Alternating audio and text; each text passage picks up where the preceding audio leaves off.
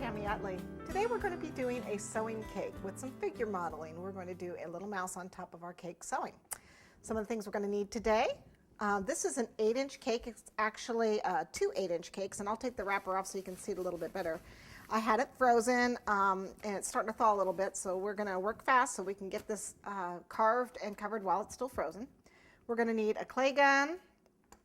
We'll need our fondant smoothers and a rolling pin. I'm going to be coloring this in red, so it was easier just to use red fondant and then to try and color it myself. As you know, it doesn't color real easily for red and black, so we're using pre-colored. I'm going to need some putty, make some of our own molds. I'm going to use some toothpicks and some spaghetti, so some different lengths of thin spaghetti, not too thin. I have here some lace cutters. You don't have to use these particular ones. Anything that will give you a lace, and it's optional. You don't have to have them. Some colors, some edible writers. Whoops, sorry about that.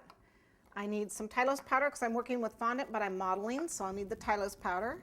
I'm going to use some of my dusts. This is a lilac, and you can use either a new silver or a moonstone. Both those are both silver, and they both work really well. And some super pearl. I'm going to need some sort of a veiner. This is actually a corn husk veiner, something that's going to give me impression of threads.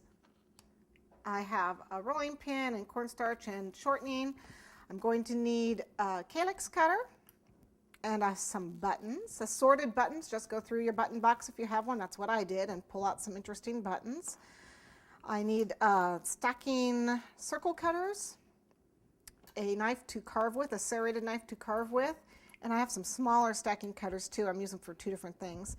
I'm going to use some of my modeling tools, specifically the angle tool.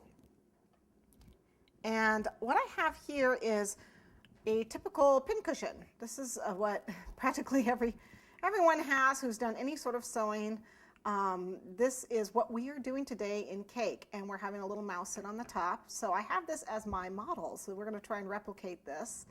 And a spool of thread, also I'm going to try and replicate it. So, or not that color, but it's somewhat an idea of what it looks like. It's going to be on a smaller version.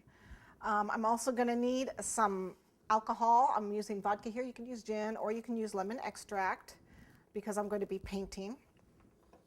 And this is an 8-inch cake, so I have a 12-inch board.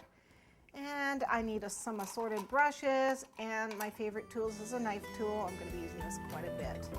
Okay? And then I have a spatula and some buttercream. So let's go ahead and get started.